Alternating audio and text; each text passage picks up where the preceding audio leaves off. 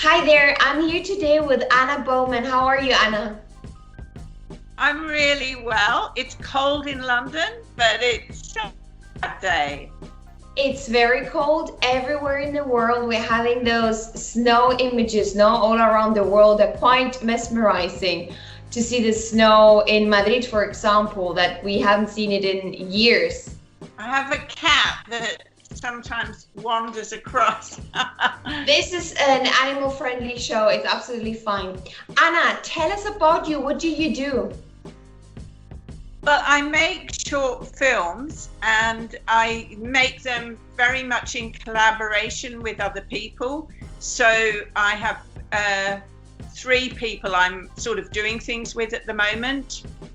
One of them is a fantastic curator who runs a gallery in a mental health hospital. And so I'm working with him to produce a film, quite a long film, about a new show he has in the gallery. Then I do some other work with a friend who does sort of tours around historic parts of London in order to raise money for charity. And then the third thing I'm doing is working with an older lady who used to be a dancer and performer in Soho and sort of telling her life story. That's fascinating. Anna, Chris, why are you collaborating? Is there something that you feel it's crucial to your art, I guess, no? There is this added input from other people. Why is that? Tell us how you feel about this way of working, because it's quite different. Well, I love it. I love the process because I'm working with other people and also I'm celebrating what they do, which I think is absolutely wonderful. And so it's a way of kind of showcasing what they, and for me, it's a process that I really enjoy. I prefer it to working entirely alone. And of course, when you're editing, and I spend a lot of time editing, that is a more solitary activity. Yes, that's very true. Because we met years and years ago, and you were filming a little clip for an exhibition that I was part of, and then from there we kind of lost a little bit touch. But I've been seeing all your different projects, and I think some of them are really relevant in this time, working with mental health questions and working with hospitals. How has this unique time been for you and the topics that you're touching with your filming? Well, I think the project I'm doing for my friend Peter in relation to his gallery in the hospital, it's really, normally I would be filming events that he does, and he always has huge parties to promote his exhibitions, and he has sort of meet the artist events, and he has workshops, and he has all sorts of things happening during the 3 months that an exhibition might be on in the gallery. And with this current exhibition, which has got three amazing artists, a Greek artist called Ahetas, an English artist called Jane Allison, and a Scottish artist called Lucinda Seeger, who is also a performer. And it would have been wonderful to have had a party, to have had a huge event, to have had music, all of those things. And everything suddenly had to be rethought because the exhibition was due to start in May. It ended up starting in October. And it's been a question of trying to do as much as possible online, I actually did an interview with Ahetas, who is stuck on an island in Greece, can't come back to London to be with his partner, Lucinda. And just to have that sort of intimate conversation with somebody on a computer screen in their flat was quite extraordinary. So it's a kind of different way of working, but it's still very collaborative because it is entirely based on the openness and generosity of the people that I'm working with. And I think for Peter, as the person curating it, he needs more things to kind of put online than he normally would. Normally, yes, he'd ask me to do a film to be shown at the end of an exhibition. But this time I'm doing more short things as well as a film, you know, to document the whole thing. So it's a great experience, and it's kind of also I'm having to learn a few new techniques. Yes, it's about adaptability now more than ever, to be able to bounce back and say, okay, this is the situation, but we will make it work. So for you, it seems like as a person that does have film, filmmaker, it's kind of fascinating the little domestic mini stories that are being generated, like the ones you just shared about people not being able to be together. And I think there's a lot of micro stories taking place that will feed our art for many years after, because there's this little anecdotes and these little love stories that are impossible. And I guess also in this chaotic and sometimes dark moment, there are some stories of hope. Do you have something like that focusing in the future? Do you have any project where you're like maybe trying to see the world in a brighter light, or are you always very much focused in the documentary part and collaborating with people? Do you have something in your book, a story that you wrote, something that you want to uncover soon? Well, I have a sort of separation story, because my mother, who is 100, lives in Melbourne in Australia, and I can't go and visit her, of course. Last time I saw her was last February, when she was 100. Wow.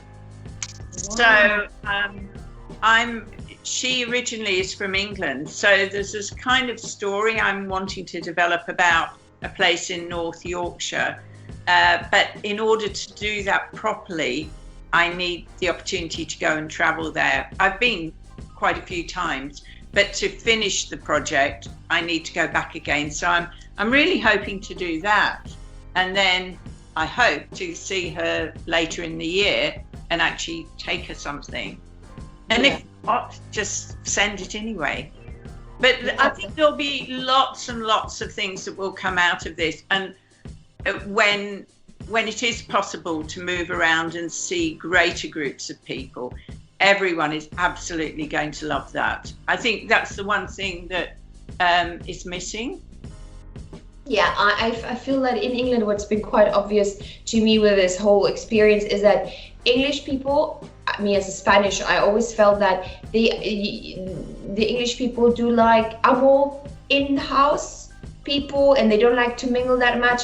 But oh no, has that changed? They has showed me this whole new world, like face kind of thing, where people are really keen to meet, where people are missing this tactile experience, and it's quite obvious, which is unique.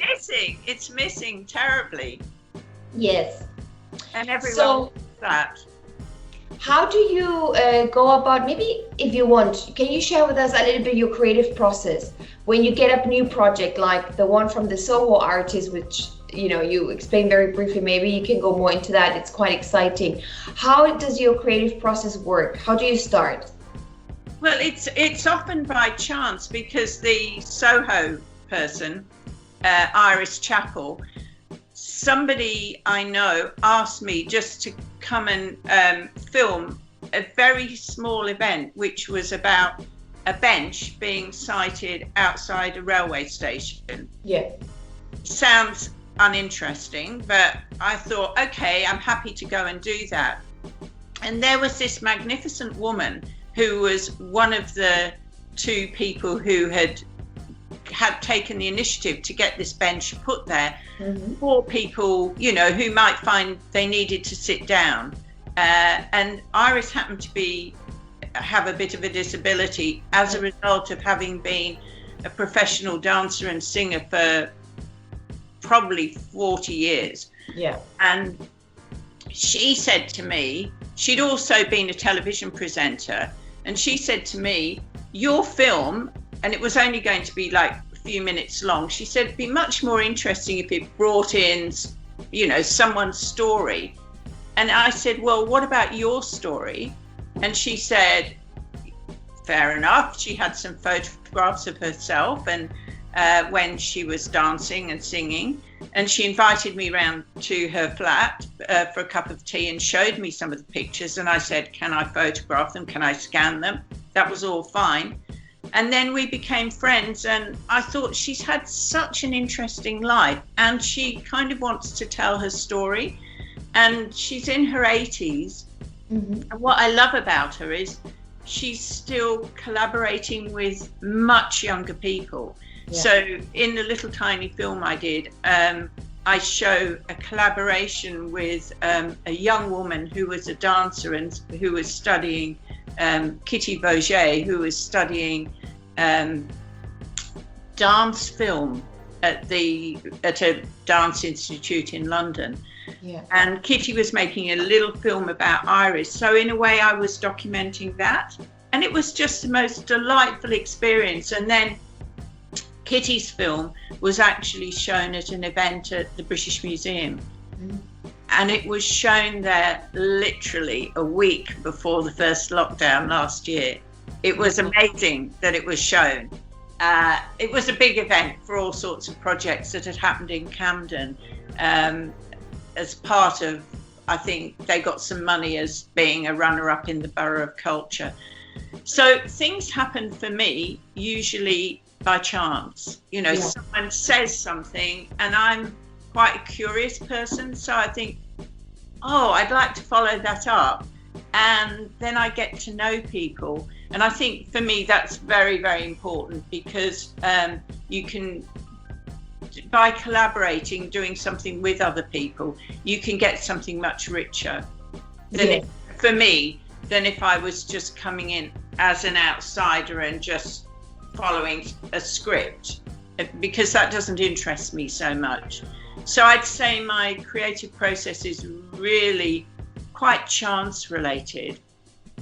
And natural, it comes across like it's just almost like life happening, and then you going around with your camera and then things happening in a natural way versus, you know, doing things in a more artificial. And it makes a lot of sense with the kind of intimacy you build when you interview.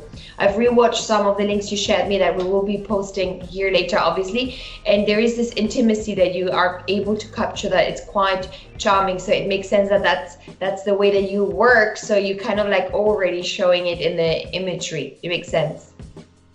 Yeah, and I love it. You know, it's just a great privilege. And so with Iris, the lady who, I mean, she also worked internationally, she's become a good friend, and I can't really film her at the moment because she's quite glamorous.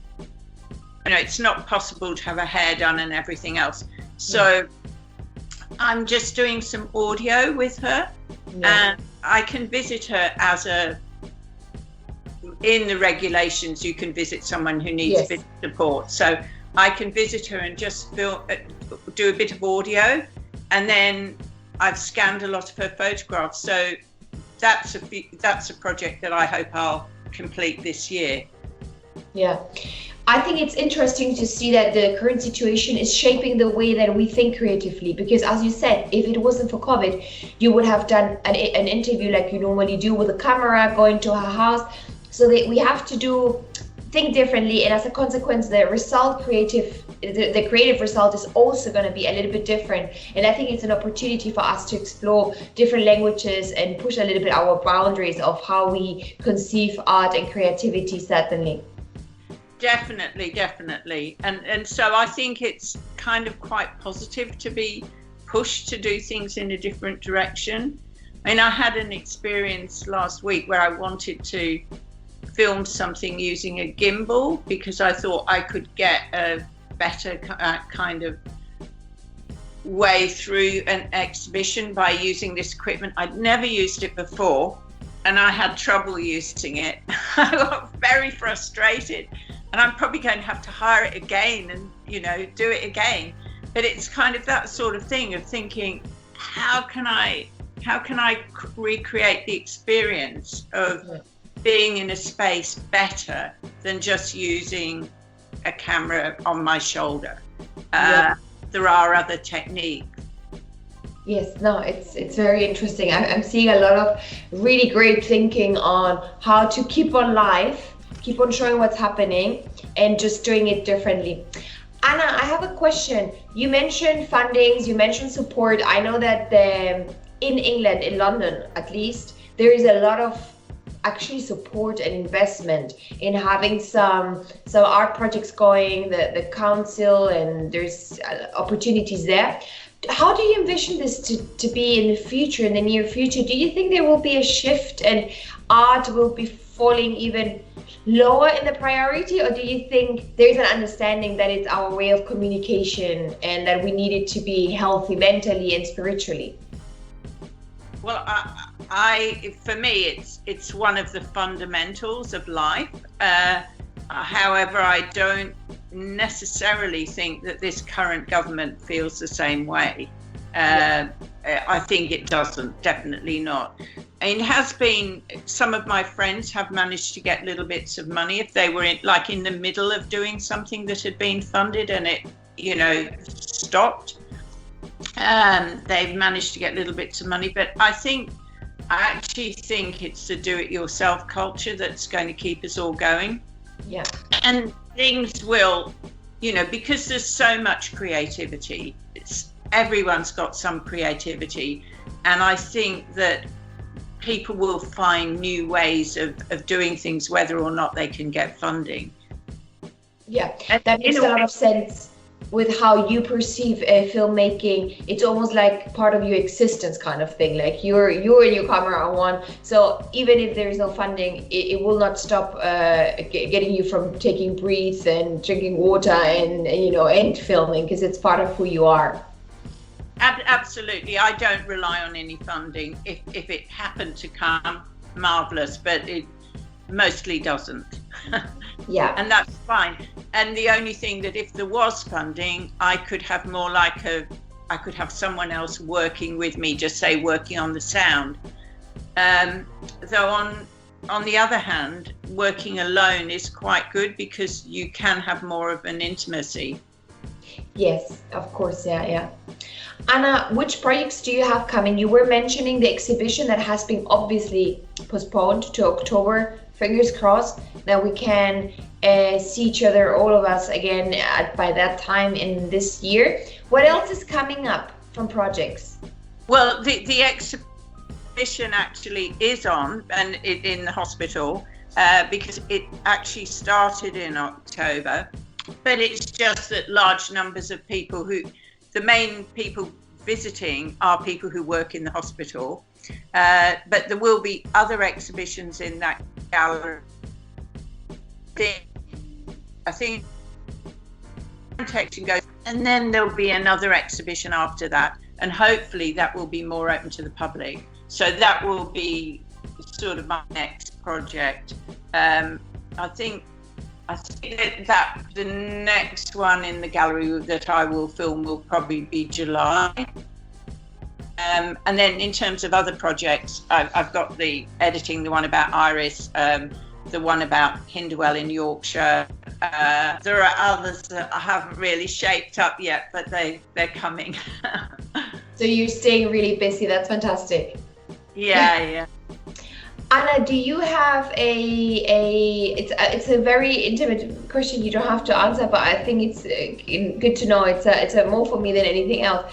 Do you have like your little studio within your house where you work and you have your space for your own to make your art? Or is this something that you don't have a specific space for it?